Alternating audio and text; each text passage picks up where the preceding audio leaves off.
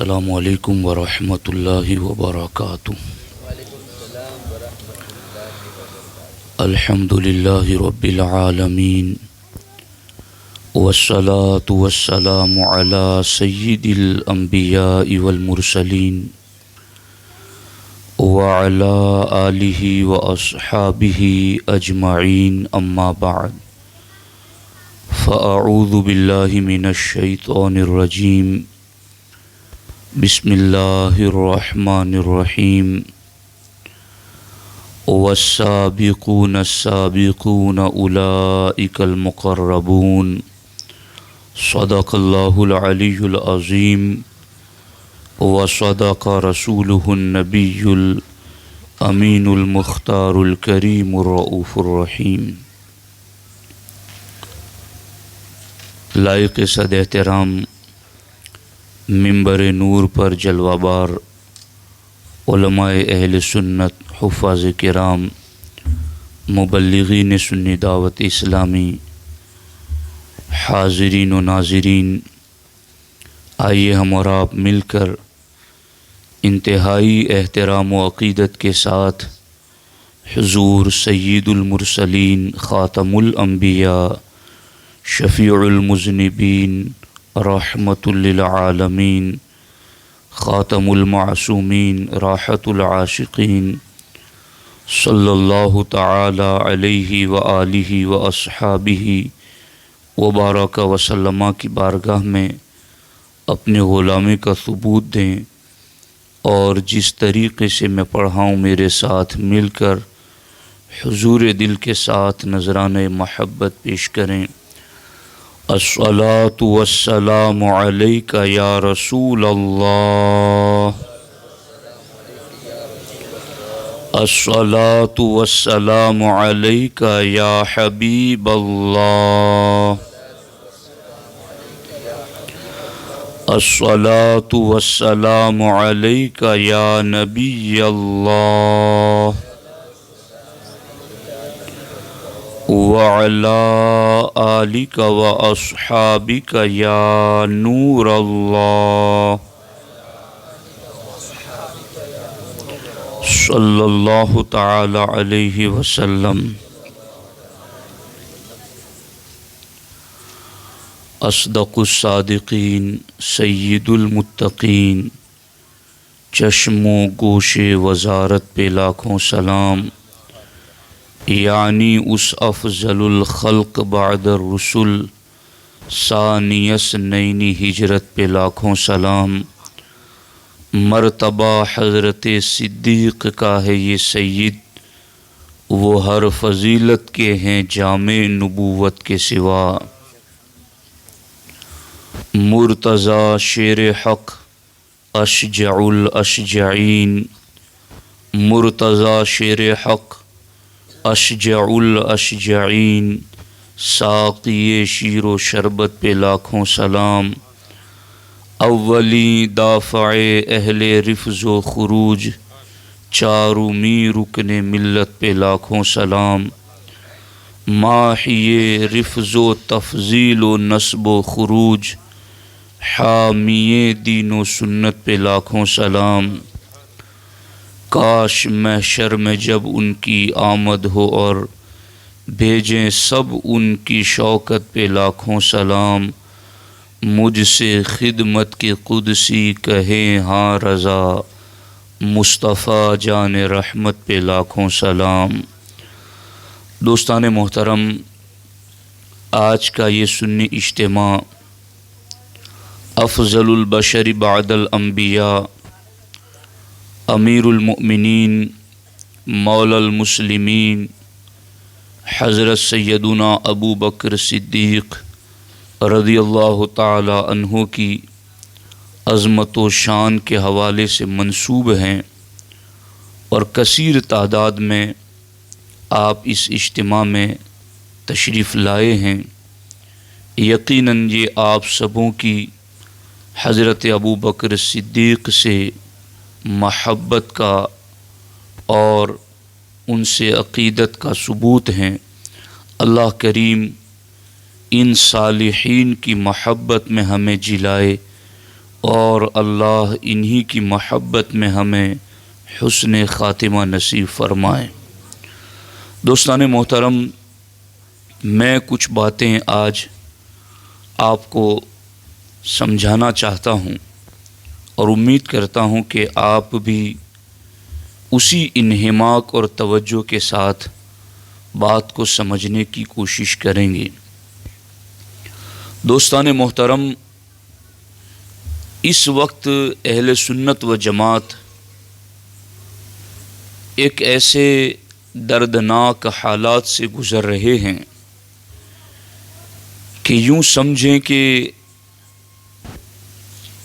ایک کشتی ہے جو سمندر کے بیچ میں ٹھہری ہوئی ہیں، چاروں طرف سے آندھیاں ہیں، طوفان ہیں، کشتی ہچکولے کھا رہی ہیں۔ ایسی پوزیشن کے اندر اگر کشتی چلانے والا ملاح بھی کمزور ہو تو پھر حالات مزید خوفناک ہو جاتے ہیں۔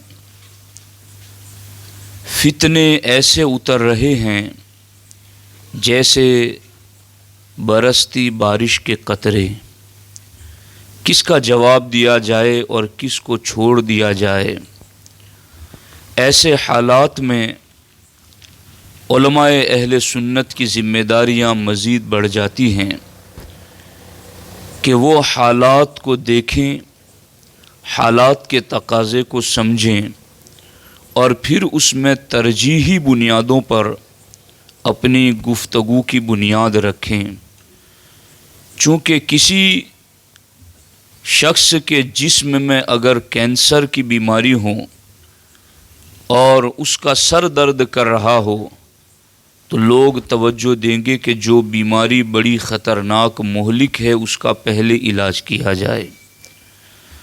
تو یہی اصول ایمان و عقائد کے حوالے سے بھی ہیں اور اصلاح اعمال کے حوالے سے بھی ہیں۔ اگر عقائد میں کوئی کمزوری رہتی ہیں تو پھر اس کی عبادتیں قبول تو نہیں ہوگی بلکہ جو کی ہوئی ہیں وہ بھی برباد ہو جائے گی۔ دوستان محترم، حضرت سیدنا ابو بکر صدیق رضی اللہ تعالی عنہ کے حوالے سے جو اس وقت حالات چل رہے ہیں اسی مسئلے کو میں آج کے اس سنی اجتماع میں آپ کو سمجھانا چاہتا ہوں۔ دوستان محترم، قرآن مجید میں جو آیتیں ابو بکر صدیق رضی اللہ تعالی عنہ کے لیے آئی ہیں اور احادیث طیبہ میں امام الانبیاء صلی اللہ علیہ وآلہ وسلم کے جو فرامین صدیق اکبر رضی اللہ تعالی عنہ کی شان میں آئے ہیں، اگر ان الفاظ کو ہم پڑھیں گے تو ان الفاظ کا ترجمہ ہی ہمیں یہ بات بتا دے گا کہ امت میں ابو بکر صدیق رضی اللہ تعالی عنہ کا مرتبہ کتنا بلند ہے اور کیسا عظیم مرتبہ ہے۔ قرآن مجید میں ایک لفظ ہے اعظم درجتن، اور اعظم درجتن کا مطلب ہے کہ درجے، مقام، منصب اور مرتبے میں سب سے زیادہ عظمت والا، یہ ہے اعظم درجتن کا معنی۔ قرآن کہتا ہے لا یستوی منکم من انفق من قبل الفتح وقاتل، کہ فتح مکہ سے پہلے جن لوگوں نے اللہ کی راہ میں خرچ کیا اور فتح مکہ کے بعد جن لوگوں نے اللہ کی راہ میں خرچ کیا، لا یستوی، وہ دونوں مرتبے میں برابر نہیں ہیں۔ فتح مکہ سے پہلے جنہوں نے خرچ کیا ان خرچ کرنے والوں کی آپ پوری فہرست اٹھا ڈالیں، قرآن کی آیتوں کی تفسیریں پڑھ لیں، احادیث طیبہ اور سیرت اور خلفائے راشدین کی زندگی پڑھ لیں تو آپ اس نچوڑ، اس خلاصے اور اس مغز پر پہنچیں گے کہ فتح مکہ سے پہلے اسلام اور پیغمبر اسلام پر سب سے زیادہ جس بندے نے خرچ کیا ہے اس بندے کو دنیا ابو بکر صدیق کہتی ہے۔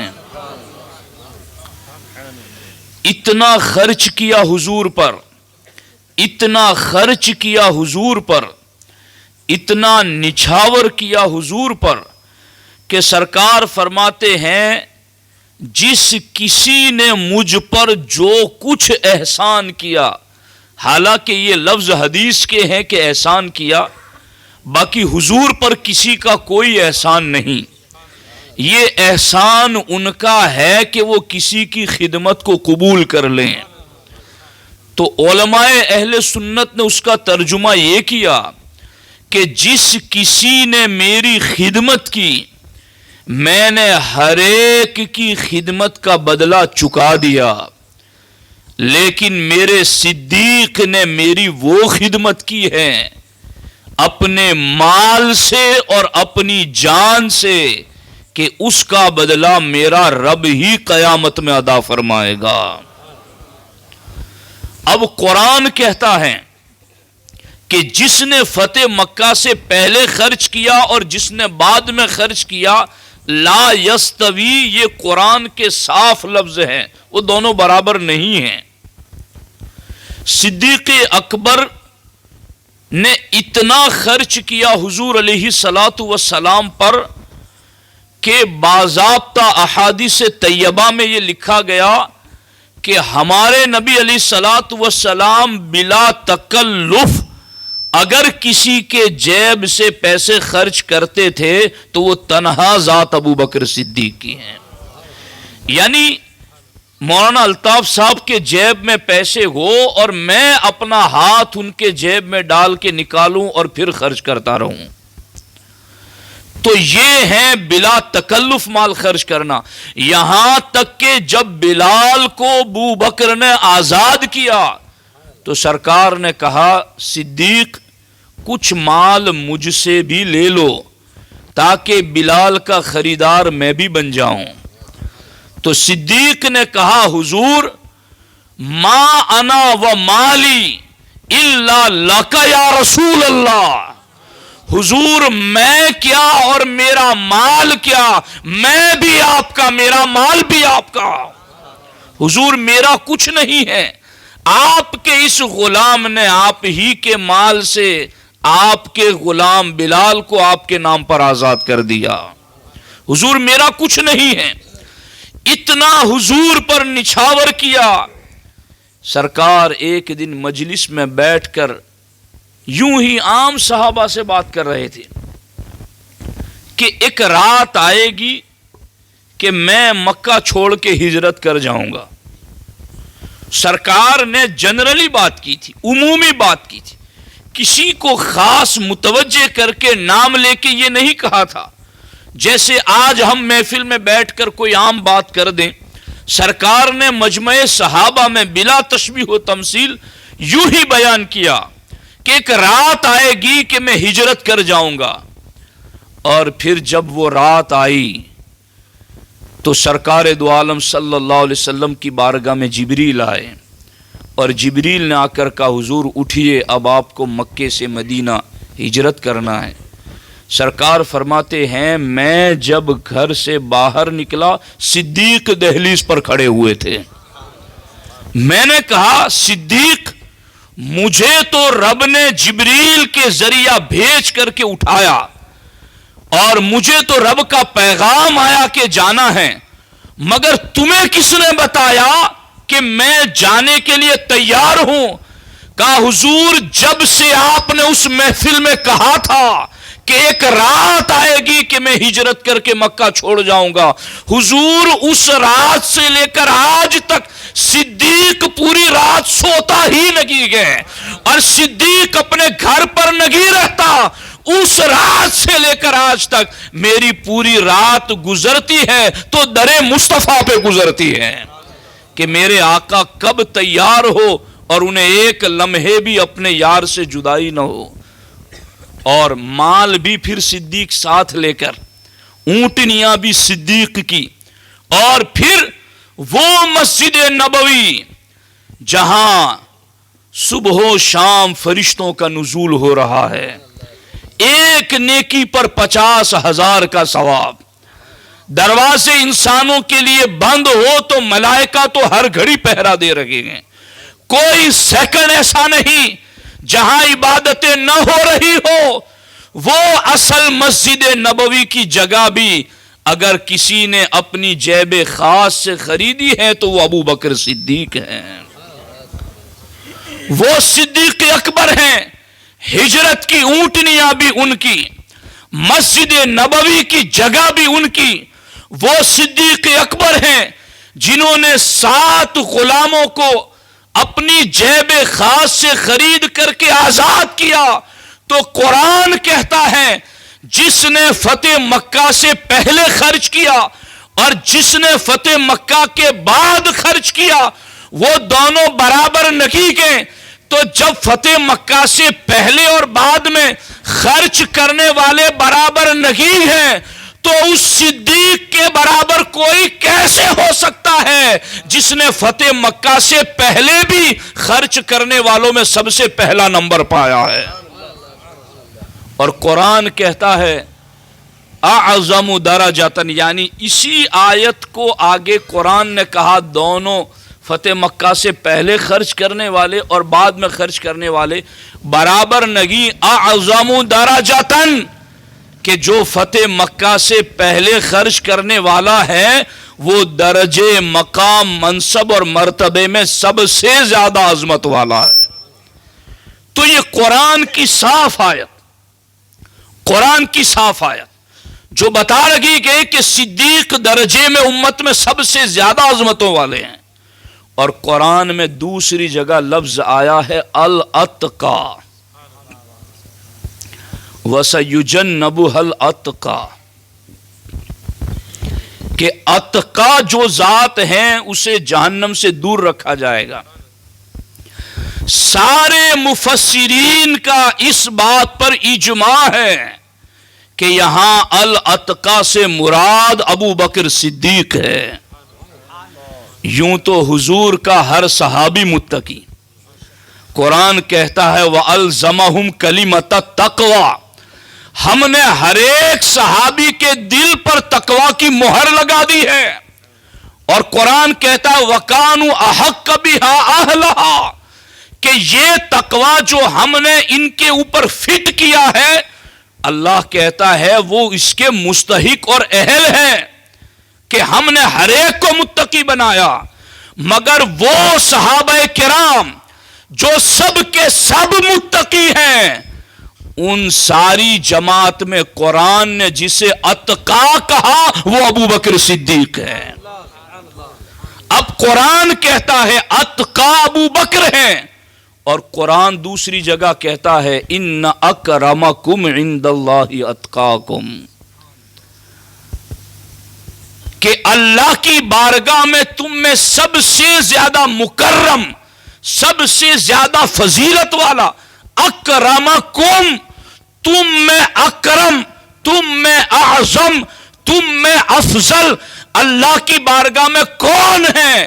اللہ فرماتا اتقاکم، جو اتقا ہے، جو اتقا ہے وہ اللہ کی بارگاہ میں اکرم ہے، جو اتقا کے وہ اللہ کی بارگاہ میں اعظم ہے، جو اتقا کے وہ اللہ کی بارگاہ میں افضل کے۔ ارے قرآن تیرا حکم ہم نے مان لیا کہ جو اتقا ہے وہ اعظم ہے، جو اتقا ہے وہ افضل ہے، جو اتقا کے وہی سب سے زیادہ فضیلت والا ہے۔ لیکن قرآن اب یہ تو بتا کہ اتقا کون ہے، تو سورہ واللیل کہتی ہے وَسَيُجَنَّبُهَا الْأَتْقَى، اتقا ابو بکر صدیق ہے،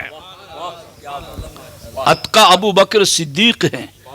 تو ان دونوں آیتوں کو ملاؤ تو قرآن کی آیتیں خطبہ پڑھ رہی ہیں، اعلان کر رہی ہیں اس بات کا کہ دنیا میں امت میں سب سے افضل ذات ابو بکر صدیق کی ہے۔ اور قرآن مجید کی یہ دو آیتیں میں نے آپ کے سامنے پڑھی. اب دیکھو، اب میں حدیثیں پڑھ رہا ہوں، اور یہ علماء مبلغین بھی اس پر توجہ دیں، آپ بھی توجہ دیں کہ عربی گرامر کے اعتبار سے کہ کسی کے لیے کوئی بات کسی فن اور کسی صفت کو ذکر کیا جاتا ہے تو اس صفت کے بیان کرنے کے لیے لفظ جو چنا جاتا ہے وہ لفظ اس کی اسپیشلٹی کو بتاتا ہے. جیسے علم کے حوالے سے، قرات کے حوالے سے، ڈاکٹری کے حوالے سے، کہ جو لفظ آپ اس کے لیے بولیں گے وہ لفظ بتائے گا کہ اس کے اندر کوالٹی کون سی ہے، اس کے اندر وہ صفت کتنی زیادہ ہے. پورے قرآن میں عربی گرامر کے اعتبار سے اس میں تفضیل جیسے اللہ اکبر، اکبر اکبر سب سے بڑا، اس میں تفضیل کا معنی ہی یہ ہے کہ یہ ایسا نام ہے جو بتا رہا ہے کہ اس نام والا دوسروں سے افضل ہے. یہ اس میں تفضیل، آپ لوگ دھیان دیجئے، ادھر میں آپ سے ہی مخاطب ہوں. اس میں تفضیل یہ عربی گرامر میں پڑھاتے ہیں دارالعلوم میں کہ یہ اس میں تفضیل ہے. تو اس میں تفضیل، اسم کا معنی نام، اور تفضیل کا معنی یہ وہ نام جس نام والا دوسروں سے افضل ہے. تو یہ جو صدیق کے لیے استعمال ہوا نا اعظم درجتن، یہ اعظم بھی اس میں تفضیل ہے. اور صدیق کے لیے جو دوسرا لفظ قرآن میں آیا الاتقا، یہ بھی اس میں تفضیل ہے. اور اس میں تفضیل کا معنی ہی یہ ہوا کہ یہ نام اس ذات کا ہے جو تقوی میں دیگر سب لوگوں سے افضل، جو عظمتوں میں سب سے زیادہ. اور میں صدیق کی عظمتوں پر قربان، میرے آقا نے 17 مقامات پر میرے آقا علیہ الصلوۃ والسلام نے ابو بکر صدیق کی اسپیشلٹی الگ الگ صفات میں اس میں تفضیل سے ذکر فرمائی. میں ان میں سے ایک ایک وصف پر بات کروں تو بات طویل ہو جائے. یوں تو ہمارے نبی نے یہ فرمایا کہ اللہ نے اچھی عادتیں 360 پیدا کی ہیں،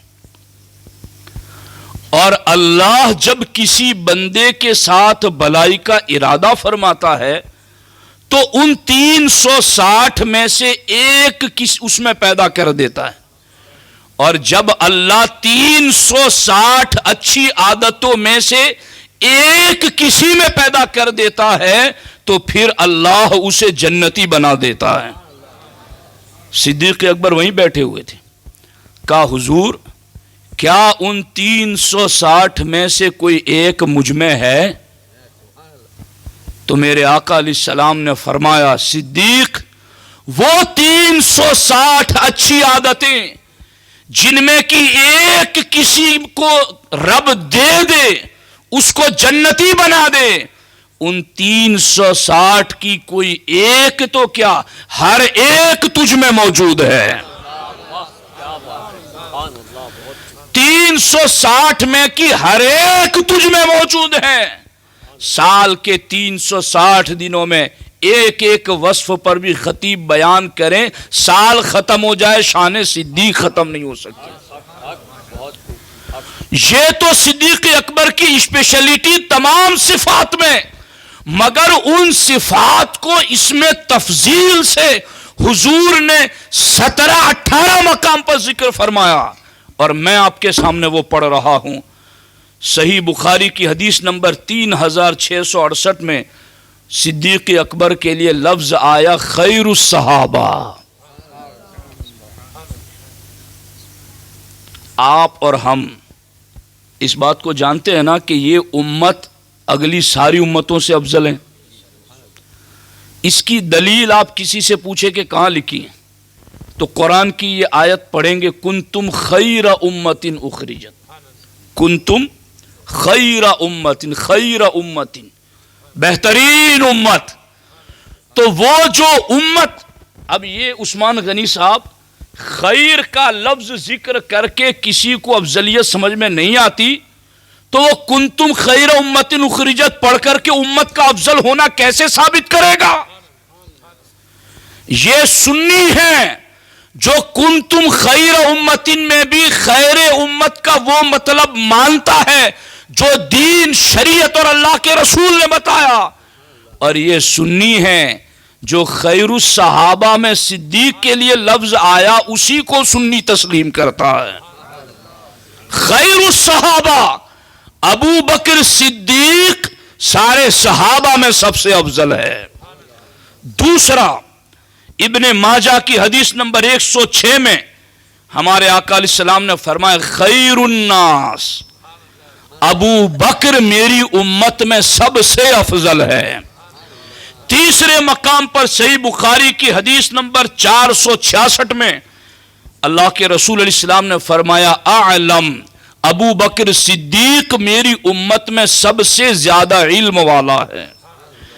چوتھے مقام پر ترمذی حدیث نمبر 3790 میں سرکار نے فرمایا ارحم امتی بی امتی ابو بکر صدیق. سرکار فرماتے میری امت میں، میری امت پر سب سے زیادہ رحم دل ابو بکر صدیق ہے. ارعفو مستدرک میں سب سے زیادہ میری امت پر رأفت کرنے والا، رحم کرنے والا، امن الناس میرے اوپر سب سے زیادہ میری خدمت کرنے والا، افضل الامہ. بخاری کی حدیث ابو داؤد میں بھی ہے کہ امت میں سب سے افضل ترین ذات، خیر الاولین والآخرین، نبیوں کو چھوڑ کر اگلے پچھلوں میں سب سے افضل ترین ذات. احب الی رسول اللہ، رسول اللہ کے سب سے زیادہ محبوب. احق بالامامت بعد رسول اللہ، مستدرک میں رسول اللہ کے بعد امت میں سب سے زیادہ امامت کا حقدار. اعلم بالسنہ، سنتوں کا سب سے زیادہ علم رکھنے والا. اعبر هذه الامہ، اس امت میں خواب کی تعبیر کا سب سے بڑا ماہر. اعلم بالانساب، نسب کا سب سے زیادہ علم رکھنے والا. اشجع الناس، امت میں سب سے بڑا بہادر. الاوا، سب سے زیادہ رب کی بارگاہ میں گر گرانے والا. الصدیق الاکبر الاکرم، سب سے بڑا صدیق. یہ ساری کی ساری تفضیل والے سے گئے، اس میں تفضیل کے ساتھ ہمارے آقا نے شان بیان کی ہے تو ابو بکر صدیق کی بیان کی ہے. اسی لیے سرکار محدث اعظم ہند علیہ رحمہ فرماتے ہیں مرتبہ حضرت صدیق کا ہے یہ سید، وہ ہر فضیلت کے جامع ہے نبوت کے سوا. نبوت کے سوا ابو بکر صدیق خیر الصحابہ والی شان بھی رکھتے ہیں. نبوت کے سوا ابو بکر صدیق خیر الناس والی صفت بھی رکھتے ہیں. نبوت کے سوا ابو بکر صدیق عالم والی صفت بھی رکھتے ہیں. نبوت کے سوا ابو بکر صدیق ارحم والی شان بھی رکھتے ہیں. نبوت کے سوا ابو بکر صدیق ارعف والی شان بھی رکھتے ہیں. نبوت کے سوا ابو بکر صدیق امن الناس والی بھی شان رکھتے ہیں. نبوت کے سوا ابو بکر صدیق افضل الامت والی شان بھی رکھتے ہیں. نبوت کے سوا ابو بکر صدیق خیر الاولین والآخرین والی شان بھی رکھتے ہیں. نبوت کے سوا ابو بکر صدیق احب الی رسول اللہ والی شان بھی رکھتے ہیں. نبوت کے سوا ابو بکر صدیق احق بالامامت والی شان بھی رکھتے ہیں. نبوت کے سوا ابو بکر صدیق اعلم بالسنہ والی شان بھی رکھتے ہیں. نبوت کے سوا ابو بکر صدیق احبر هذه الامہ والی والی شان بھی رکھتے ہیں، نبوت کے سوا ابو بکر صدیق اشجع الناس والی شان بھی رکھتے ہیں، نبوت کے سوا ابو بکر صدیق العواق والی شان بھی رکھتے ہیں، نبوت کے سوا ابو بکر صدیق الصدیق الاکبر والی شان بھی رکھتے ہیں۔ اسی لیے ہمارے مرشد طریقت کہتے ہیں مرتبہ حضرت صدیق کا ہے یہ سید، وہ ہر فضیلت کے ہیں جامع نبوت کے سوا۔ یہ ہے مطلب۔ اب یہاں یہ جال ساز لوگ، اعلیٰ حضرت رحمت اللہ تعالی علیہ نے ایک طبقہ ایسا ذکر فرمایا تفضیلیوں اور سنیوں کے بیچ والا، اور اعلیٰ حضرت نے اس کا نام لکھا سنفضیہ۔ جی سنفضی، سنی اور تفضیل دونوں کو ملا کر سنفضیہ۔ تو یہ جتنے بھی منہاجی فکر کے لوگ آج اس کے چوسے بچے جو اتنے زیادہ ہو چکے ہیں کہ آج وہ یہ واردات کر رہے ہیں کہ ابو بکر صدیق پہلے ضرور ہیں مگر سیاسی خلیفہ ہونے میں پہلے ہیں، باطنی روحانی خلیفہ ہونے میں ابو بکر پہلے نہیں ہیں۔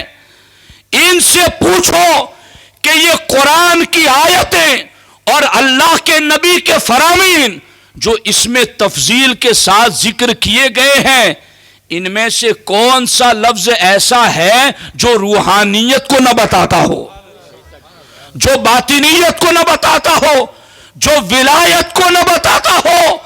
میرے آقا علیہ الصلوۃ والسلام نے ان تمام مقامات پر عالم کہہ کے، ارحم کہہ کے، اشیا کہہ کے، اواہ کہہ کے، الصدیق الاکبر کہہ کے، عالم بالسنہ کہہ کر یہ تمام لفظ ذکر فرما کر میرے آقا نے امت کو یہی بتایا میرا صدیق سیاسی خلیفہ ہونے میں بھی پہلے ہیں اور میری امت کا ولی ہونے میں بھی پہلے نمبر پر ہے۔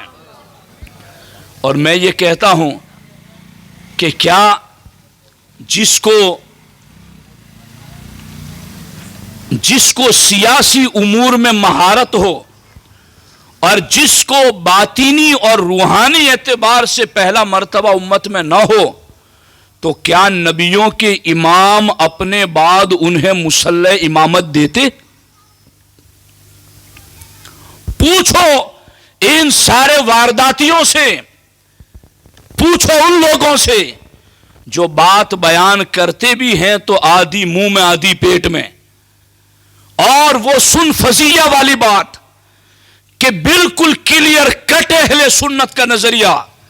اب اس پر غور فرمائیں آپ کہ ہمارے نبی علیہ الصلوۃ والسلام تو انہیں مصلی امامت سونپ رکھے گئے، اور مصلی امامت سے بڑھ کر روحانیت کا مقام اور کیا ہو سکتا ہے؟ ارے ساری عبادتوں میں سب سے افضل عبادت نماز ہے، روحانیت کا عبادتوں میں سب سے بڑا مرکز نماز ہے۔ اور یہ تو رب کا کرم دیکھو، رب نے جب اپنے محبوب مصطفیٰ جان رحمت صلی اللہ علیہ وسلم کو تمام نبیوں سے افضل ظاہر کرنا چاہا تو رب نے کہا محبوب شب معراج مسجد اقصی میں آ جائیں۔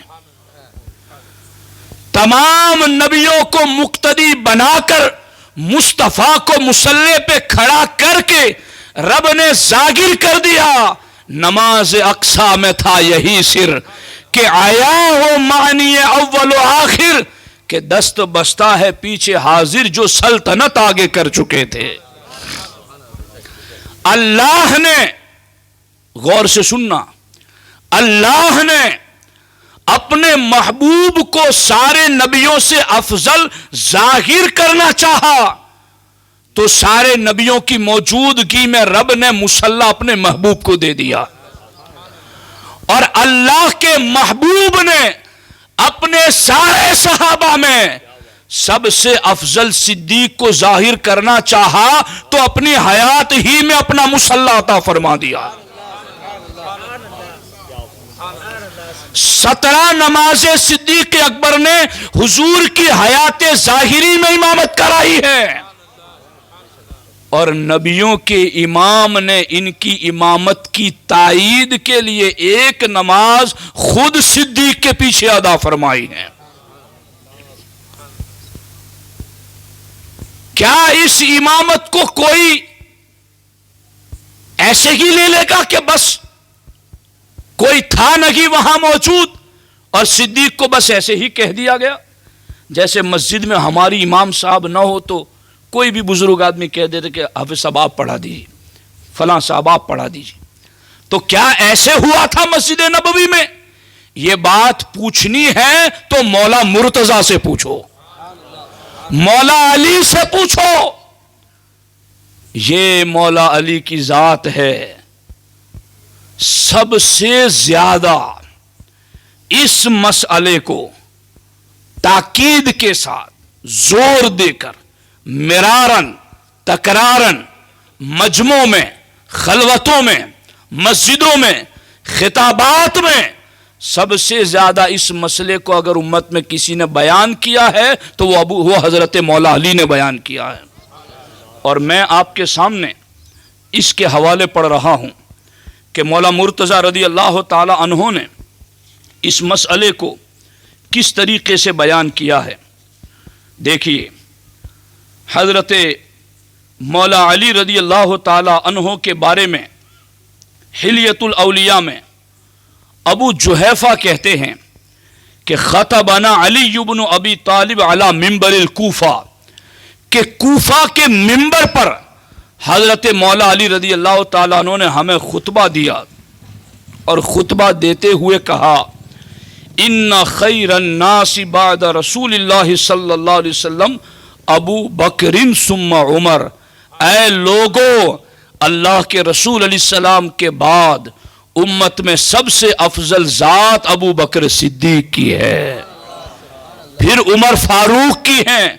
وَلَوْ شِئْتُ أَنْ أُخْبِرَكُمْ بِالثَّالِثِ لَأَخْبَرْتُكُمْ، اور اگر تیسرے کا نام میں لینا چاہتا تو میں تیسرے کو بھی جانتا ہوں، وہ بھی میں بتانا چاہتا تو تمہیں بتا دیتا۔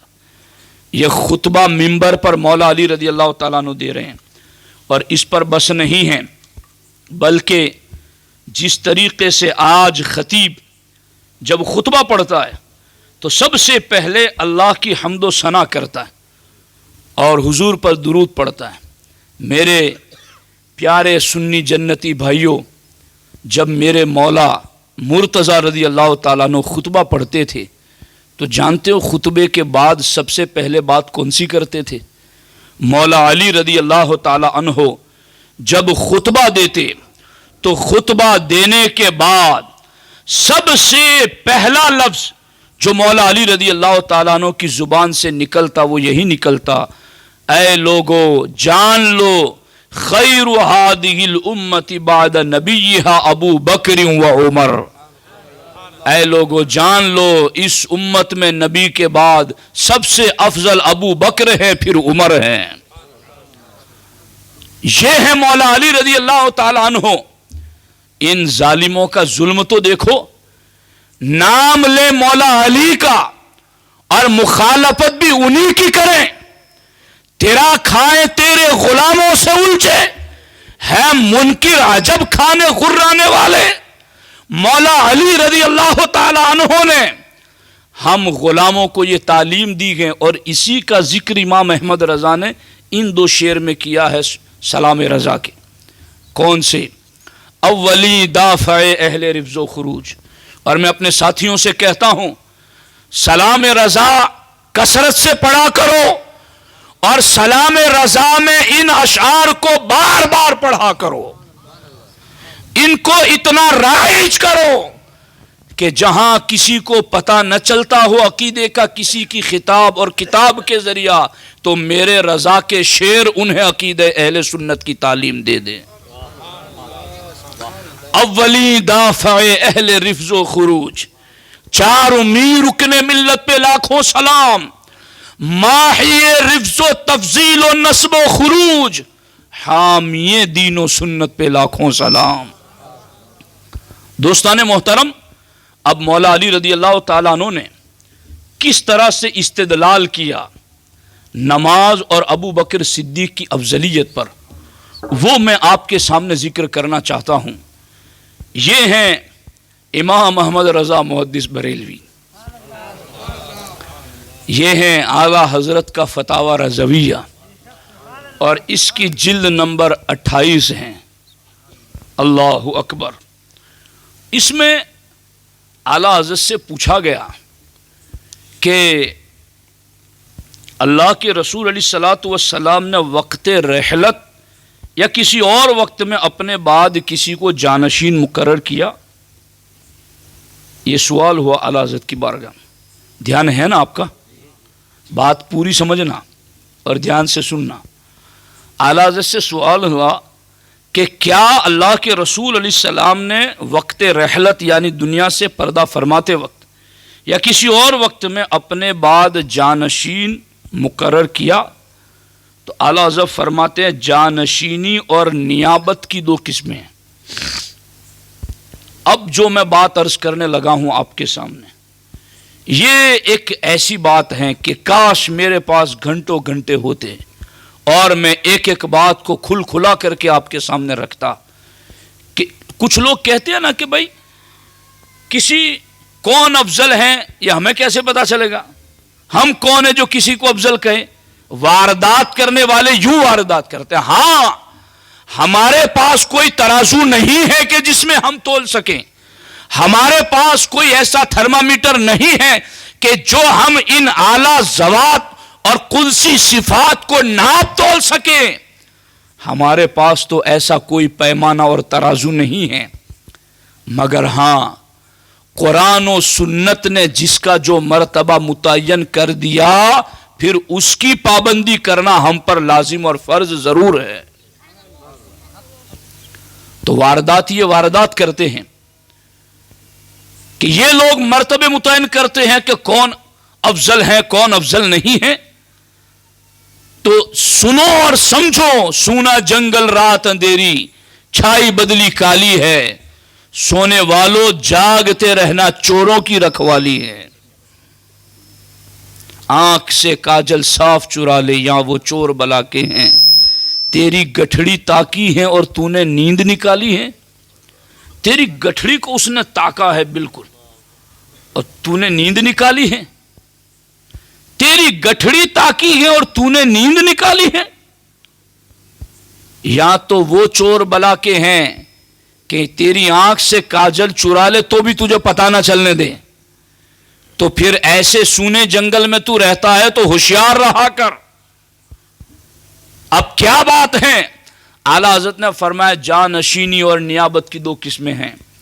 پہلی قسم تو ہے جزئی مقید، جزئی نیابت، ٹائمپریری وقتی، ٹائمپریری وقتی۔ جیسے کہ کسی جنگ میں کسی کو بھیجنا ہوا تو حضور علیہ السلام نے کسی صحابی کو اپنا نائب بنا کر بھیجا۔ کسی جگہ زکوٰۃ وصول کرنے کے لیے بھیجنا ہوا تو حضور علیہ الصلوۃ والسلام نے کسی صحابی کو اپنا نائب بنا کر بھیجا۔ کسی جگہ قاضی بنا کر بھیجنا ہوا تو حضور نے انہیں اپنا نائب بنا کر کے بھیجا۔ اس طریقے سے درجنوں مثال امام احمد رضا نے صرف ایک صفحے میں لکھی ہیں کہ حضور علیہ السلام نے ان مقامات پر فلاں فلاں صحابی کو اپنا نائب بنا کر بھیجا، مگر وہ جزئی مقید ٹائمپریری تھا۔ جیسے ایک ڈاکٹر اگر کہیں جا رہا ہو تو اپنی جگہ کسی کو بٹھا کر جاتا ہے، یہ اس کے آنے تک اس کا نائب ہے۔ اب اگر آج کوئی کسی کو اپنا نائب بنا کر بٹھا کر جائے اور تیسرا بندہ اس نائب کے حوالے سے یہ مانے کہ نہیں اس پوری ہاسپٹل کا یہی مالک ہے، تو کوئی عقل مند شخص اس کو قبول کرے گا؟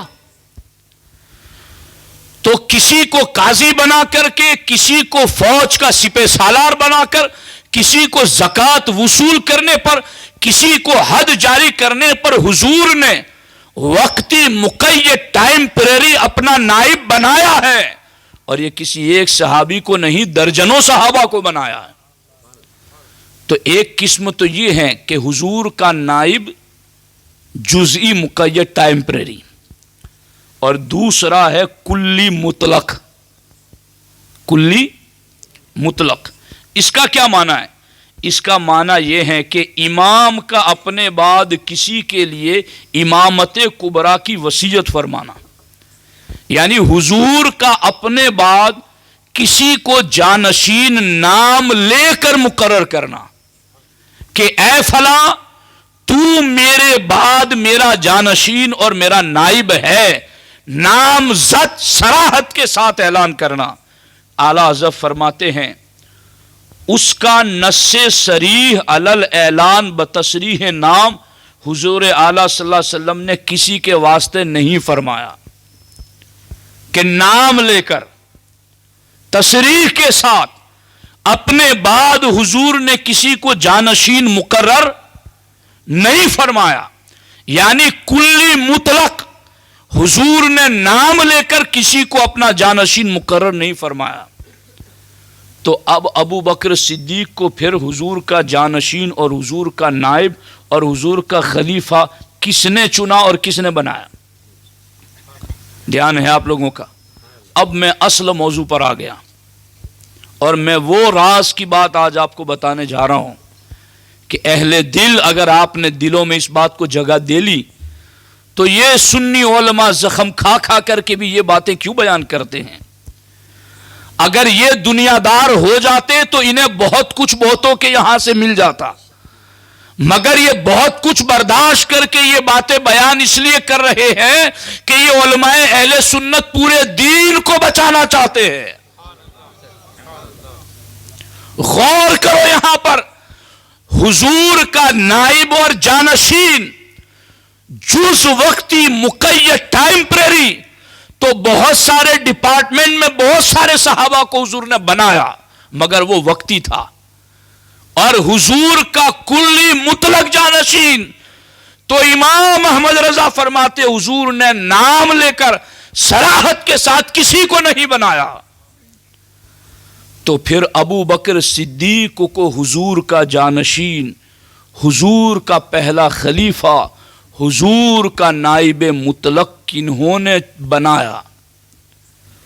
تو اب پورے دین کا خلاصہ یہ ہے کہ میرے نبی نے جہاں پہلے کہا تھا میرا ایک ایک صحابی ہدایت کا ستارہ ہے، فَبِأَيِّهِمُ اقْتَدَيْتُمْ اهْتَدَيْتُمْ، کسی ایک کے پیچھے بھی چلو گے تو وہ تمہیں جنت تک لے جائے گا، وہ تمہیں کہیں پیچھے نہیں چھوڑے گا۔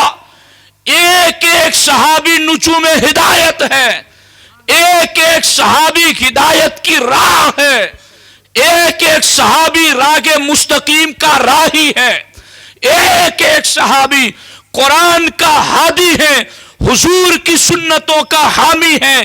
کسی ایک صحابی کے پیچھے بھی چلو گے تو نجات پا جاؤ گے۔ تو جہاں ایک ایک صحابی کی اتنی گارنٹی اللہ کے رسول نے دی ہے، ایسے 1,00,000 سے زیادہ صحابہ نے مل کر ابو بکر کو حضور کا نائب چنا ہے۔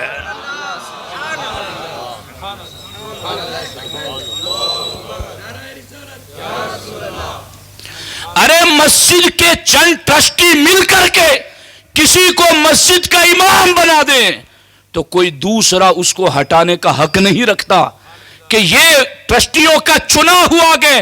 ارے ابو بکر 1,00,000 سے زیادہ صحابہ کا چنا ہوا ہے، ان صحابہ میں سے ہر ایک متقی ہے۔ اولئک هم الراشدون، اولئک هم الصدیقون، اولئک هم الفائزون، اولئک هم المفلحون، اولئک هم الراشدون، ایسے درجنوں سے گئے، ہر ایک صحابی کے لیے قرآن میں آئے ہیں۔ ایسے لوگوں نے ابو بکر کو اپنا پہلا خلیفہ منتخب کیا ہے۔ صدیق کی خلافت کا انکار، حضور صدر الشریعہ بہار شریعت میں لکھتے ہیں صدیق کی خلافت کا انکار کفر ہے۔ میں آپ کو سمجھا رہا ہوں، کیا کسی غیر نبی کے منصب کا انکار کفر بن سکتا ہے؟ کیا کسی غیر نبی کے منصب کا انکار کفر ہو سکتا ہے؟ پوچھو علماء سے کتابوں میں۔ مگر صدیق کی خلافت کا انکار کفر کیوں ہے؟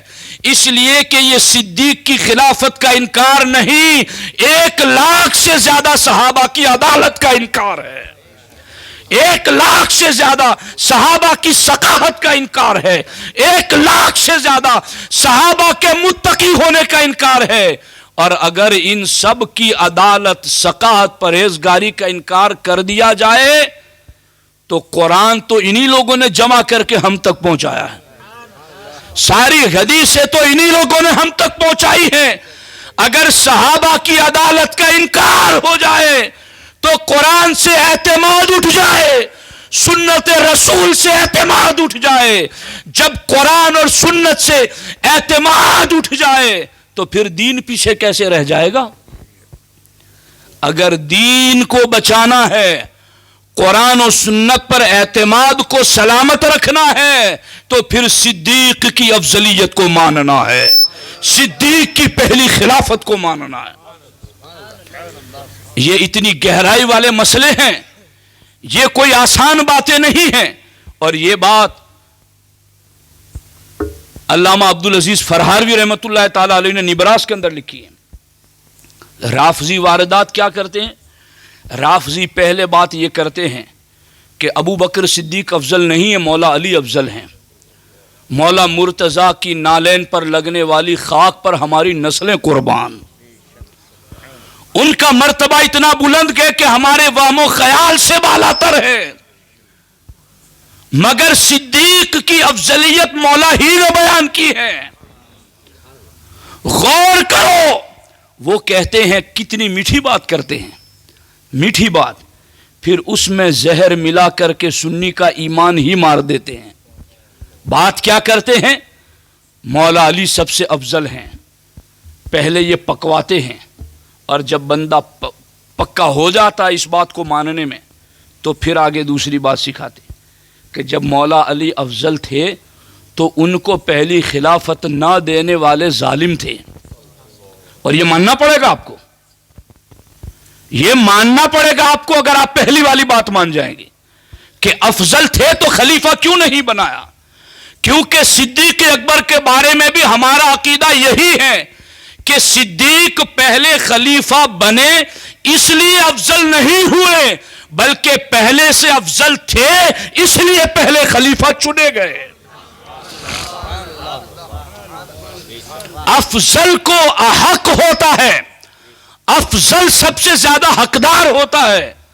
تو رافضی، تفصیلی اور پھر منہاجی اور پھر آج اس کے چوزے بچے آگے سارے مینڈکوں کی طرح پوری دنیا کے اندر شور مچا رہے ہیں۔ یاد رکھو، وہ یہ کہتے ہیں کہ مولا علی افضل ہیں، اور پھر جب مان لیتا ہے کوئی حب اہل بیت میں کہ مولا علی افضل ہیں تو آگے پھر وہ 1-2 سال بعد تمہیں یہ سمجھائے گا جب افضل تھے تو اب مان کے اس افضل کو پہلا خلیفہ نہ دینے والے ظالم تھے، پھر وہ یہ بھی مانتا ہے۔ پھر آگے 2 سال بعد پھر سمجھاتے ہیں جو ظالم ہوتا ہے وہ عادل نہیں ہوتا۔ پھر یہ بات منوانے کے بعد آگے یہ کہیں گے جو عادل نہیں ہوتا اس کی روایتیں معتبر نہیں ہوتی۔ کہاں گیا دین؟ کہاں رہ گیا قرآن؟ میرے پیارے ساتھیوں، تو اس لیے صحابہ کی ثقافت، ان کی عدالت، ان کی پرہیزگاری، ان کا متقی ہونا، یہ سب امت کے اندر ایسا مسلم ہے، ایسا مسلم ہے۔ ایک اصول بتا دوں میں آپ کے سامنے، یاد رکھیں گے؟ یہ رافضیت کے جراثیم کو مار دینے والی رضا کی دوا دے رہا ہوں آپ کو۔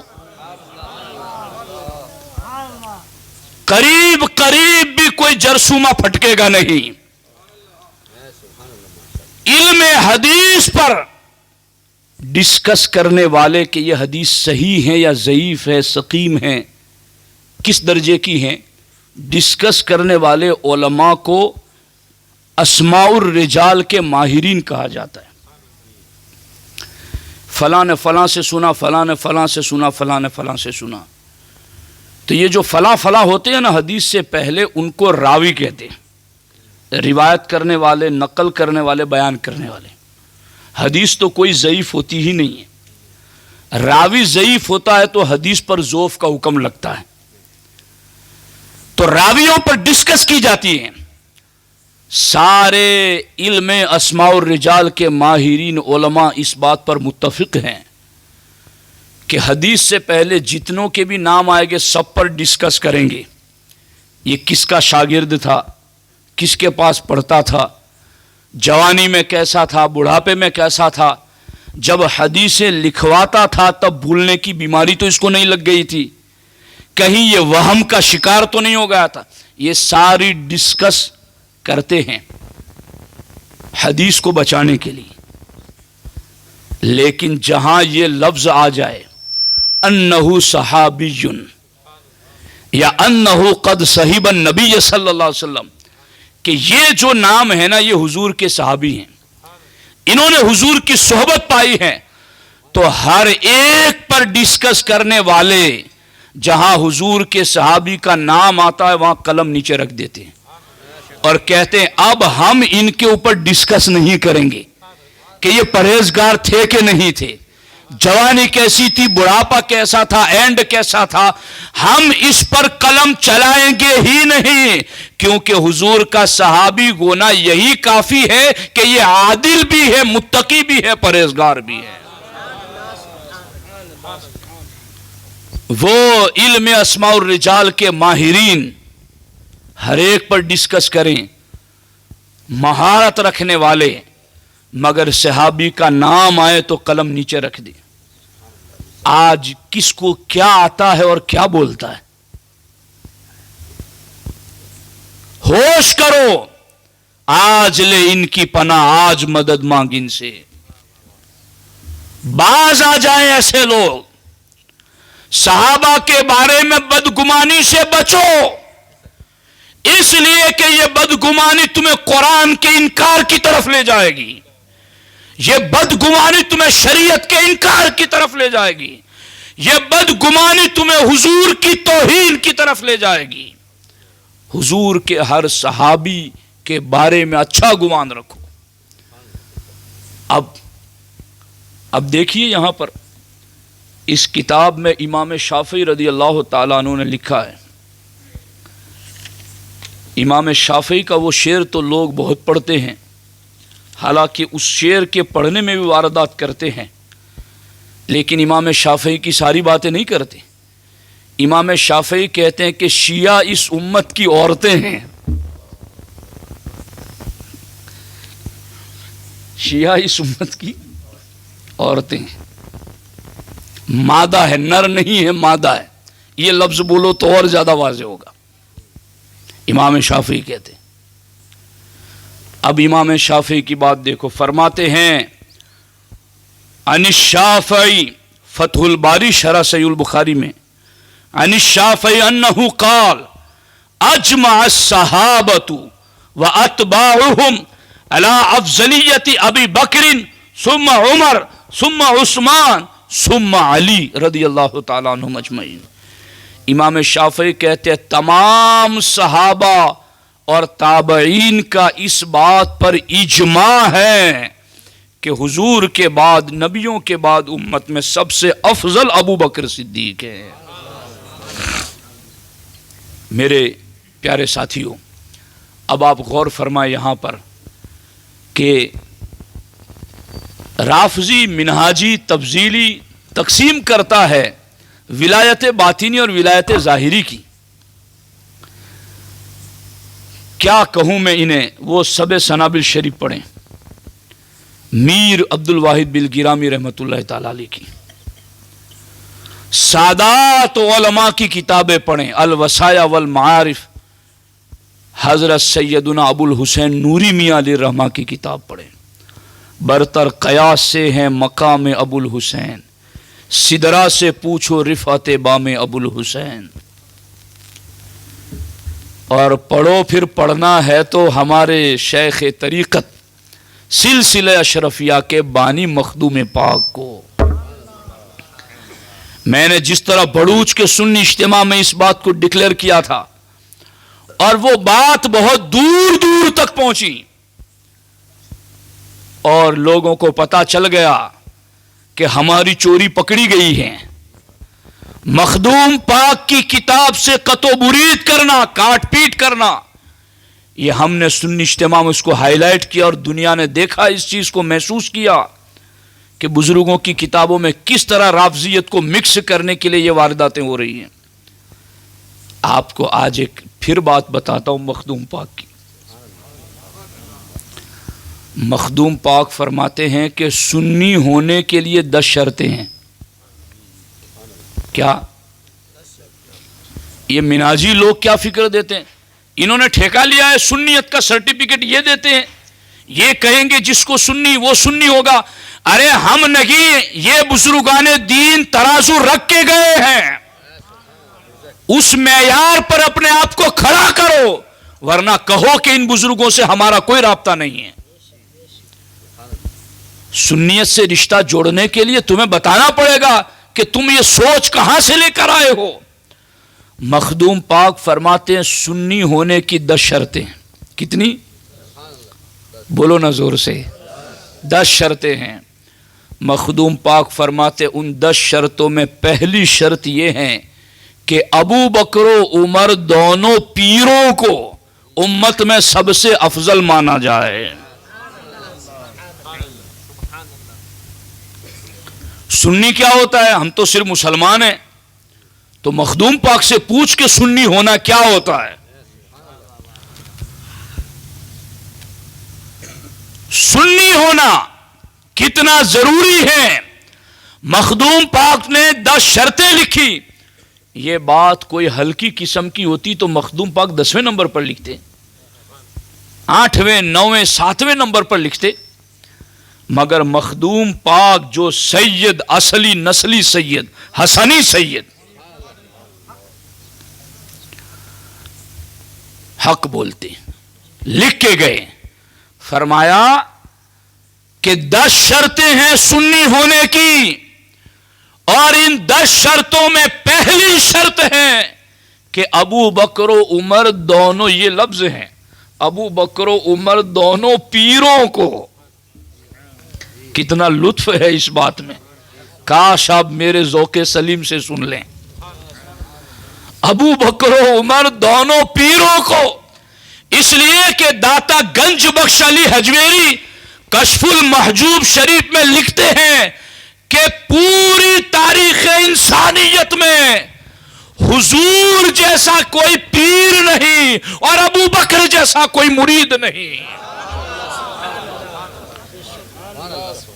یہ ہے صوفیوں کی بولی.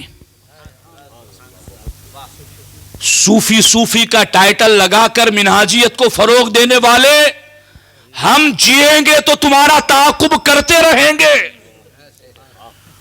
اور وقت آئے گا تو یہ مبہم باتیں بھی مبہم نہیں رہے گی.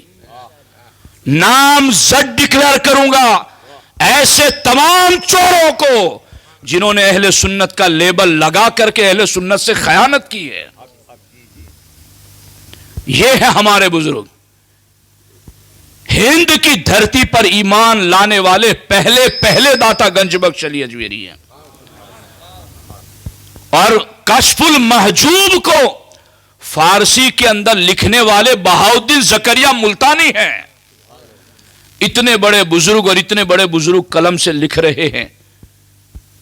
ان کا لکھا ہوا نسخہ، اس میں لکھا ہے کہ دنیا انسانیت میں حضور جیسا کوئی پیر نہیں اور ابو بکر جیسا کوئی مرید نہیں. اور آگے میرے مخدوم فرماتے ہیں ابو بکر و عمر دونوں پیروں کو حضور کے یہ ایسے مرید بنے کہ پوری امت کے حضور نے انہیں پیر بنا دیا. ابو بکر و عمر دونوں پیروں کو پوری امت میں سب سے افضل مانے وہ سنی ہیں.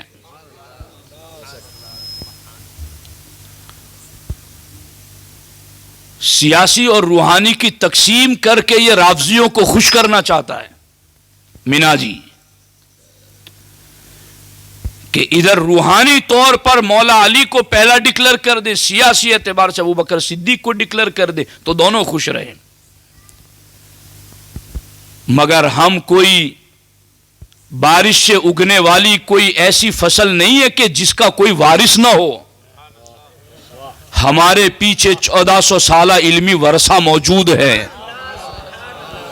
ہر صدی میں ہمارے مجدد کی کتابیں رہی ہے، ہر صدی میں ہمارے مقتدی اور امام رہے ہیں، ان کی کتابیں ہمارے سامنے موجود ہیں، ہم نے پڑھا ہے، اور ہم یہ کتابیں اٹھا کر پڑھ کر کے کہتے تیرے غلاموں کا نقش قدم ہے راہ خدا، وہ کیا بہک سکے جو یہ سراغ لے کے چلے. اس نشانی کے جو سگ ہے نہیں مارے جاتے، حشر تک میرے گلے میں رہے پٹا تیرا. دوستان محترم، اب دیکھیے یہاں پر حضرت مولا مرتضی رضی اللہ تعالی عنہ سے سوال ہوا، اور میں نے یہ بات تو عرض کی نا آپ کو کہ سب سے زیادہ مسئلہ افضلیت کو مولا علی نے بیان کیا اپنے جیتے جی. مولا علی نے اپنی ظاہری زندگی کی آخری سانس میں بھی افضلیت صدیق اکبر کو بیان کیا. یہ حوالہ میں پڑھ رہا ہوں آپ کے سامنے. جب مولا علی رضی اللہ تعالی عنہ پر سخت حملہ ہوا، زخم لگا اور آثار موت طاری ہوئے، تو پوچھنے والوں نے پوچھا کہ اے علی، آپ ہمارے اوپر کسی کو اپنے بعد خلیفہ بنا دیں. مولا علی سے پوچھنے والوں نے کیا پوچھا؟ آپ اپنے بعد کسی کو اپنا خلیفہ اور امت کا ولی منتخب کر دیں. تو حضرت مولا علی رضی اللہ تعالی عنہ نے فرمایا مستخلف رسول اللہ صلی اللہ علیہ وسلم فاستخلف علیکم. اللہ کے رسول علیہ السلام نے کسی کو خلیفہ نہیں مقرر کیا تو میں کیسے مقرر کروں؟ حالانکہ سب کا اشارہ تھا کہ امام حسن کو بنا کے جائیں. وہ بیٹے بھی تھے، اہل بھی تھے، اور لوگوں کا تقاضا بھی تھا. مگر یہ ایسے پاک طبیعت لوگ، ایسے معاملے میں بھی مولا علی نے حضور کی سنت پر عمل فرمایا کہ حضور نے کسی کو خلیفہ نامزد نہیں کیا تو میں کیسے مقرر کروں؟ باقی لوگوں کا تقاضا بھی ہو، خود کا بیٹا بھی ہو اور بیٹا اہل بھی ہو، ہے نا یہ شان والوں کی شان کہ نفس دور دور تک ان کے قریب بھی نہیں، نفسانیت ان کے قریب سے بھی نہیں گزری. سیدھا کہا کہ حضور نے بنایا ہوتا تو میں بنا کر جاتا. تو حضرت مولا علی رضی اللہ تعالی عنہ نے کہا اللہ کے رسول صلی اللہ علیہ وسلم سے بھی کہا گیا تھا کہ اللہ کے رسول علیہ الصلوۃ والسلام کی خدمت میں حاضر ہو کر عرض کی تھی حضور ہم پر کسی کو خلیفہ مقرر کر دیجیے. یہ مولا علی حدیث بیان کر آخری وقت میں کہ ہم حضور کے پاس جا کر ہم نے کہا تھا حضور اپنے بعد کسی کو خلیفہ بنا دیں. تو اللہ کے رسول علیہ السلام نے فرمایا لا ان یعلم اللہ فیکم خیرا یولی علیکم خیرکم. اللہ کے رسول علیہ السلام نے فرمایا تھا اگر اللہ تعالیٰ تم میں بھلائی جانے گا تو جو تم میں سب سے بہتر ہے اس کی طرف تمہارے دل پھیر دے گا.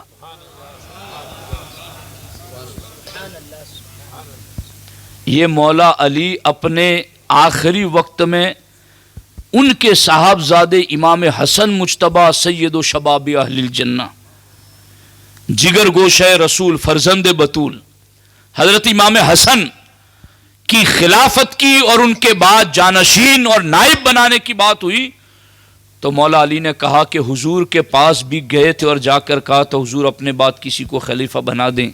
تو حضور نے کہا تھا اللہ تمہارے ساتھ بھلائی کا ارادہ کرے گا تو جو تم میں سب سے افضل ہے اس کی طرف تمہارا دل پھیر دے گا.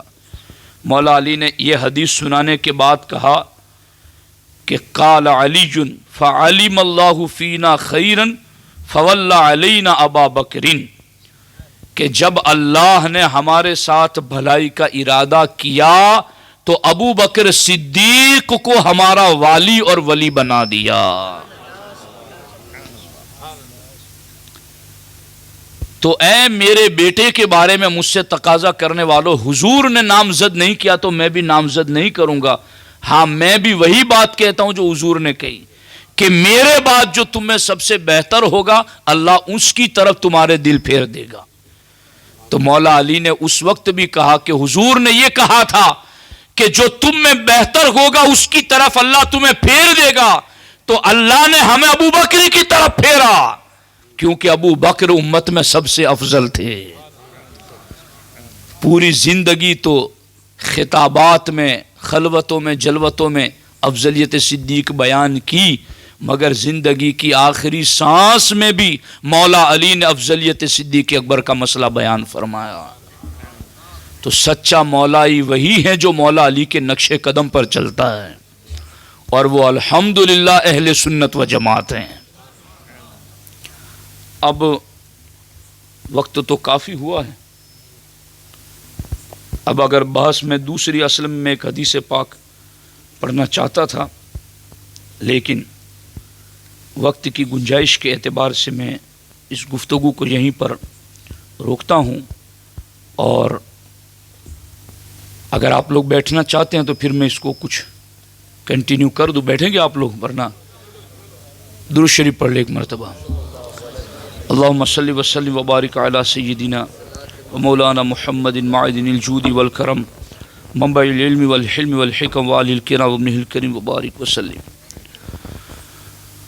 حضرت مولا علی رضی اللہ تعالیٰ عنہ کے دور خلافت میں آپ کے پاس دو شخص آئے، اور دو شخصوں نے آ کر مولا علی سے خلافت کے بارے میں سوال کیا، اور مولا علی سے پوچھا کہ آہید عہدہ الیک النبی صلی اللہ علیہ وسلم، کہ کیا اللہ کے رسول علیہ الصلاۃ والسلام نے آپ سے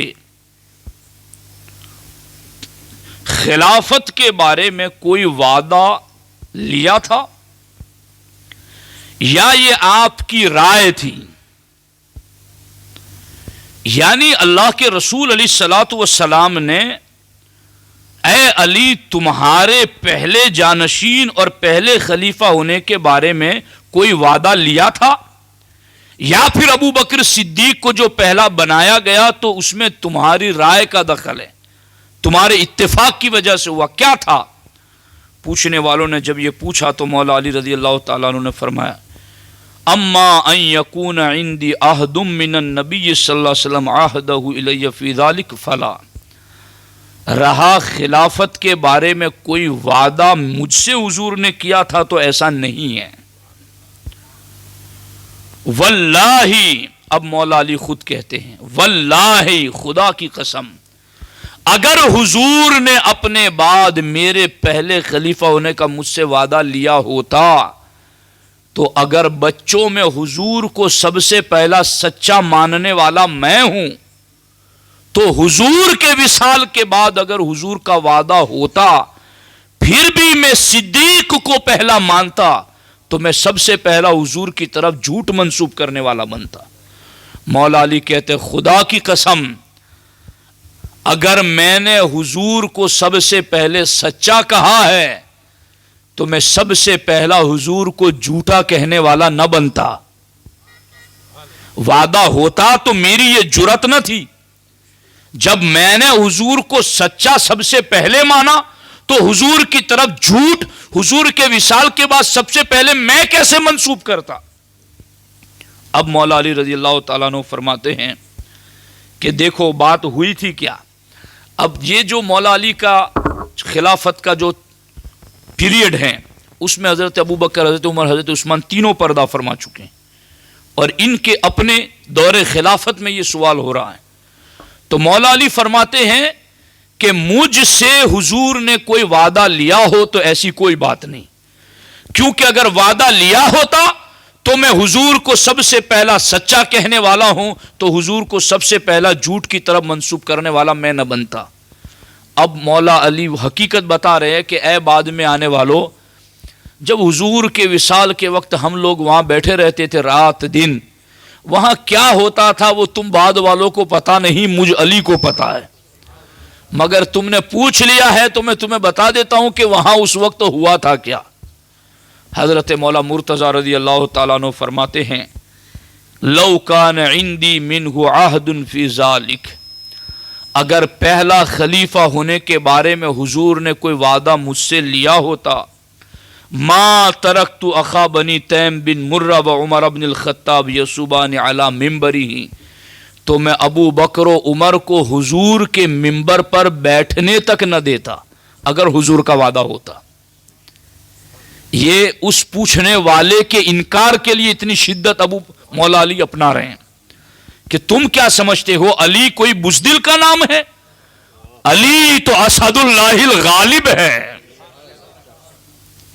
علی تو حیدر بھی ہے اور کرار بھی ہے۔ مولا علی فرماتے اگر حضور نے مجھ سے کوئی وعدہ لیا ہوتا پہلے خلیفہ ہونے کا تو میں ابو بکر و عمر کو ممبر پر نہ بیٹھنے دیتا، اور فرماتے وَلَقَاتَلْتُهُمَا بِيَدِي وَلَوْ لَمْ أَجِدْ إِلَّا بُرْدَتِ هَذِهِ۔ مولا علی فرماتے ہیں اگر حضور کا وعدہ ہوتا کہ میں پہلا خلیفہ ہوں اور وعدہ ہونے کے بعد ابو بکر و عمر پہلے اور دوسرے خلیفہ بنتے تو میں ان سے جنگ کرتا۔ لَوْ لَمْ أَجِدْ بُرْدَتِ هَذِهِ، اگر میرے پاس میری اس چادر کے سوا کوئی ساتھ نہ دیتا تو میں اسی چادر سے ان سے مقابلہ کرتا، مگر حضور کے وعدے کو ضرور پورا کرتا اگر حضور کا وعدہ ہوتا تو۔ لیکن اب یہ بات کرنے کے بعد مولا علی بات کرتے ہیں کیسی پیاری اور کیسا استدلال۔ مولا علی فرماتے ہیں ولیکن، لیکن اے سننے والے اب سن بھی لے اور سنا بھی دے، اور میں بھی آج آپ کو سنا رہا ہوں۔ مولا علی رضی اللہ تعالیٰ عنہ نے فرمایا ولیکن رسول اللہ صلی اللہ علیہ وسلم یقتل قتلا ولم یمت فجاءۃ، کہ اللہ کے رسول علیہ السلام نہ تو شہید ہوئے نہ اچانک دنیا سے گئے۔ یعنی اگر ایسا ہوتا کہ جنگ میں گئے اور شہید ہو گئے تو کوئی یہ بات لگا سکتا تھا کہ وصیت کا موقع نہ ملا، اچانک دنیا سے رخصت ہو جاتے تب بھی کوئی یہ تک لگا دیتا کہ اچانک دنیا سے رخصت ہو گئے تو کوئی کہنے کا موقع نہ ملا۔ حالانکہ یہ بات کرنا بھی ختم نبوت کے خلاف ہے، چونکہ آخری دین کے آخر نبی کوئی بات چھوڑ کے جائے ایسا ہو ہی نہیں سکتا۔ تو صدیق مولا علی فرماتے ہیں اگر حضور نہ شہید ہوئے نہ اچانک دنیا سے گئے، مکث فی مرضہ ایاما ولیالی، حضور کئی دنوں تک اور کئی راتوں تک مرض الوصال میں رہے ہیں۔ یأتیہ المؤذن، اور حضور کے پاس ہر نماز کے وقت مؤذن آتا تھا حضرت بلال، اور آ کر کہتے تھے حضور اذان دے چکا ہوں، نماز کا وقت ہو گیا ہے، حضور کسی امام کو بھیج دیں۔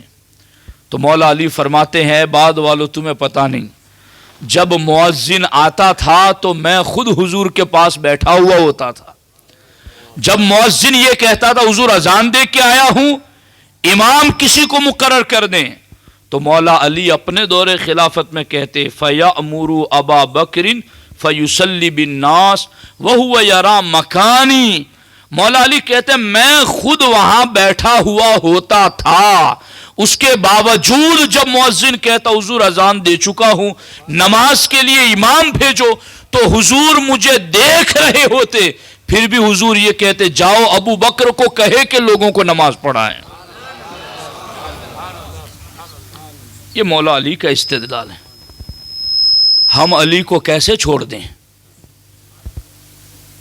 ہم علی کو کیسے چھوڑ دیں؟ ہم علی کو کیسے چھوڑ دیں؟ ہم مولا علی کے سچے ماننے والے ہیں۔ مولا علی رضی اللہ تعالیٰ عنہ فرماتے ہیں نہ حضور شہید ہوئے نہ اچانک دنیا سے گئے، کئی دن کئی رات حضور مرض الوصال میں رہے. مؤذن اذان دے کر آتا، حضور سے کہتا حضور نماز کے لیے امام کو بھیج دیں. وَهُوَ يَرَى مَكَانِي، یہ لفظ مولا علی کے. وَهُوَ يَرَى مَكَانِي، ہوا حضور یرا دیکھ رہے تھے، مکانی میرا موجود ہونا، میں وہاں خود موجود ہوتا تھا، حضور دیکھ رہے ہوتے. پھر بھی حضور کہتے جاؤ ابو بکر کو کہو کہ لوگوں کی امامت کرائے. اب مولا علی کہتے ہیں ثم یاتیہ المؤذن، پھر دوسری نماز کا وقت ہوتا تو مؤذن پھر آتا. فیؤذنہ بالصلاۃ، اور پھر وہ نماز کے لیے حضور سے اجازت مانگتا. فیأمر ابا بکر فیصلی بالناس وہو یری مکانی، پھر حضور مجھے دیکھ رہے ہوتے، پھر بھی کہتے ابو بکر کو کہو کہ لوگوں کو نماز پڑھائے. مولا علی کہتے تم وہاں نہیں تھے، میں وہاں موجود تھا. میں رات کو بھی دیکھتا، دن کو بھی دیکھتا، فجر بھی دیکھتا، ظہر بھی دیکھتا، عصر بھی دیکھتا، مغرب و عشاء بھی دیکھتا. ہر وقت مؤذن آتا، حضور ہر وقت یہی کہتے تھے. اب حضرت مولا علی رضی اللہ تعالیٰ عنہ فرماتے، سنو غور سے.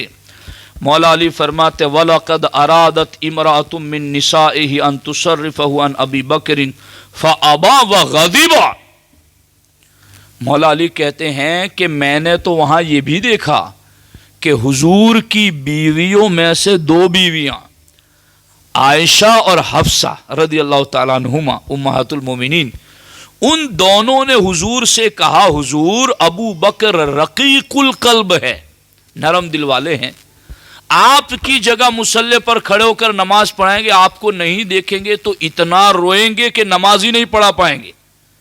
تو حضور آپ ابو بکر کو حکم نہ دیں، کسی اور کو دیں. اگر یہ کوئی ایسی حادثاتی بات ہوتی تو بیویوں کے کہنے پر حضور پھیر دیتے بات کسی اور امام کی طرف، مگر یہ حادثاتی نہیں، یہ قدرتی فیصلہ تھا، اللہ کا فیصلہ تھا، حضور کا فیصلہ تھا. مولا علی کہتے ہیں کہ تم یہ کہتے ہو، ہر بار مؤذن آتا میں وہاں موجود ہوتا. حضور ہر بار صدیق کو کہتے، یہاں تک کہ حضور کی دو بیویوں نے ضد کی، بار بار حضور سے کہا حضور صدیق نرم دل ہیں، آپ کسی اور کو نماز کے لیے کہہ دیں، صدیق کو نہ کہیں. فابا وغضبا، مولا علی کہتے ہیں حضور نے انکار بھی کیا کہ ایسا نہیں چلے گا. وغضبا، اور حضور ناراض ہوئے، صدیق کے سوا کسی اور کی طرف امامت کے پھیرنے کی بات پر حضور ناراض ہوئے. اب یہ بات مولا علی بیان کر رہے ہیں. مولا علی فرماتے حضور نے ناراض ہو کر سخت لفظ بھی کہے، انتن صواحب یوسف، تم یوسف والی عورتیں بنتی ہو، کہ یوسف علیہ السلام سے وہ عورتیں اپنی بات منوانا چاہتی تھی، تو تم یوسف والی عورتیں بن کر ضد کر رہی ہو مجھے. مولو ابا بکر فلیصلی بالناس، جاؤ جا کے ابو بکر سے کہو وہی لوگوں کو نماز پڑھائیں. اب مولا علی رضی اللہ تعالیٰ عنہ کا فیصلہ آ گیا آخر میں. میرے مولا فرماتے ہیں فلما قبض رسول اللہ صلی اللہ علیہ وسلم نظرنا فی امورنا، مولا علی فرماتے ایسا ہی 3 دن تک ہوتا رہا، ایسا 3 دن تک ہوتا رہا. مولا علی فرماتے ہیں 3 دن ہم نے رات دن یہ منظر دیکھا، اور جب حضور وصال فرما گئے نظرنا فی امورنا، تو ہم سارے صحابہ نے مل کر اپنے معاملات میں غور و فکر کیا، غور کیا، فکر کیا. تو اب ہم سب صحابہ نے غور و فکر کرنے کے بعد نتیجہ کیا لیا، دلیل کیا پکڑی. مولا علی فرماتے ہیں فاخترنا لدنیانا من رضی اللہ من رضیہ رسول اللہ صلی اللہ علیہ وسلم لدیننا.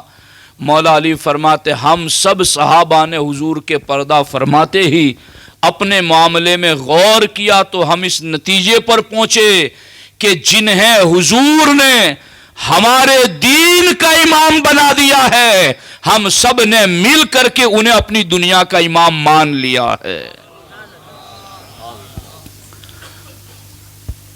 تو یہ ہے مولا علی کا استدلال. میرے ساتھیوں، اب حضرت مولا علی رضی اللہ تعالیٰ عنہ فرماتے ہیں کہ فکانت الصلاۃ عظیم الاسلام و قوام الدین، مولا علی فرماتے ہیں نماز ہی اسلام کا مضبوط ستون ہے. جس نماز ہی کو حضور نے ابو بکر کے حوالے کر دیا تو ہم نے اپنی دنیا کو صدیق کے حوالے کر دیا. تو میرے دوستو، سیاسی خلیفہ ہو، روحانی خلیفہ ہو، باطنی ولایت ہو یا ظاہری امارت ہو، سب کچھ ہمارے نبی نے اپنے بعد سب سے پہلے نمبر پر جن کو اسپیشلسٹ تیار کیا اور صحابہ کا جس پر اجماع ہوا وہ ابو بکر صدیق کی ذات ہے. اجماع صحابہ کے انکار پر کیا ہوگا وہ میں نے آپ کو بتا دیا نا، یاد رہے گا آپ لوگوں کو. اور وقت ہوتا تو میں امام ربانی مجدد الفسانی کو بھی پڑھتا. مجدد الفسانی کہتے یہ نہ سمجھو کہ سارے صحابہ کی عدالت کا انکار کر دو تبھی یہ ماننا پڑے گا. فرماتے کسی ایک صحابی کی بھی عدالت کا انکار کرو گے تو یہی مطلب نکلے گا کہ تم نے سارے صحابہ کی عدالت کا انکار کر دیا. تو صحابہ کرام کی عدالت کا انکار یہ قرآن و سنت سے اعتماد اٹھا دے گا، اور افضلیت صدیق اکبر اور صدیق اکبر کی پہلی خلافت پر صحابہ کرام کا اجماع ہے.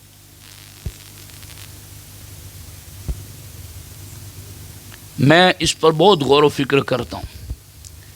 میں نے کئی ایسے عقیدے لکھے ہیں جو اجماع سے ثابت ہیں، جو اجماع سے ثابت ہیں.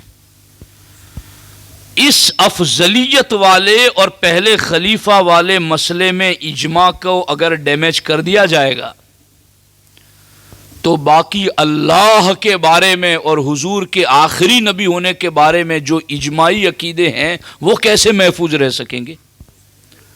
اللہ کا جھوٹ سے پاک ہونا یہ اجماعی عقیدہ ہے. حضور کے آخری نبی ہونے کا وہ مطلب جس مطلب کی بنیاد پر قادیانی اور نانوتوی جہنمی بنے وہ اجماعی عقیدہ ہے. اگر یہاں اجماع کو ڈیمیج کیا گیا تو باقی اجماع کی اینٹیں کیسے سلامت رہے گی؟ اس لیے میرے ساتھیوں، صدیق اکبر کا پہلا خلیفہ ہونا، افضل ہونا، اس پر صحابہ کرام کا اجماع ہے، اور اس کو ماننا سنی رہنے کے لیے ضروری ہے. جسے سنی رہنا ہے اسے ابو بکر کو افضل ماننا ہے، اور جو اپنی کی ہوئی نیکیاں تباہ کرنا چاہتا ہے یا آگے کرنے والی بھلائیوں کو رائے گا کرنا چاہتا ہے وہ پھر جو چاہے بکے. کون اس کی زبان پکڑ سکتا ہے؟ ہم تو بتا ہی سکتے ہیں جتنا ہمارے ذمے ہیں. تو میرے ساتھیوں، یہ ایک سلگتا ہوا مسئلہ اس وقت کا ہے جس پر کچھ روشنی ڈالنے کی میں نے کوشش کی. حضرت صدیق اکبر رضی اللہ تعالیٰ عنہ کی زندگی کو پڑھیں، آپ کی اللہ کے رسول علیہ السلام کی اطاعت پڑھیں، آپ کی نمازوں کی ادائیگی پڑھیں، مسلمانوں کے ساتھ صدیق اکبر کا بھلا سلوک کرنا اس کو پڑھیں گے تو آپ کو ایک رہنمائی ملے گی. نمازیں بھی ابو بکر اتنا ڈوب کر پڑھتے تھے کہ مکے کے لوگ اور مکے کی عورتیں بچے بھی صدیق کی تلاوت سننے کے لیے پورا جمگٹھا لگا دیتے تھے. ایسا ڈوب کر نماز کو پڑھتے تھے. اور یہ میرے ساتھیوں یاد رکھو، آج تاجر طبقہ، بزنس مین طبقہ وہ یہ کہتا ہے کہ بھائی ہم تو بزنس مین ہیں، ہم ان باتوں میں نہیں پڑھتے. جی ہم ان باتوں میں نہیں پڑھتے، اس سے ہماری تجارت پر فرق پڑتا ہے. ابو بکر صدیق مکے کے سب سے بڑے تاجر تھے، مگر عشرہ مبشرہ کے کئی صحابی ایسے ہیں جن کو صدیق نے دعوت دے کر کلمہ پڑھایا. عثمان غنی کو کلمہ صدیق اکبر نے پڑھایا، عبد الرحمن ابن عوف کو کلمہ ابو بکر صدیق نے پڑھایا، حضرت ارقم کو کلمہ ابو بکر صدیق نے پڑھایا ہے. جس دن ابو بکر صدیق ایمان لائے نا ایمان لانے کے بعد فوراً نکلے جہاں جہاں ان کے کاروباری پارٹنرشپ تھی عثمان غنی کے ساتھ وغیرہ. عثمان غنی کے پاس جا کر کہا عثمان میں تجھے ایسی تجارت کا پتہ نہ دوں جس میں نقصان ہی نہیں ہوتا.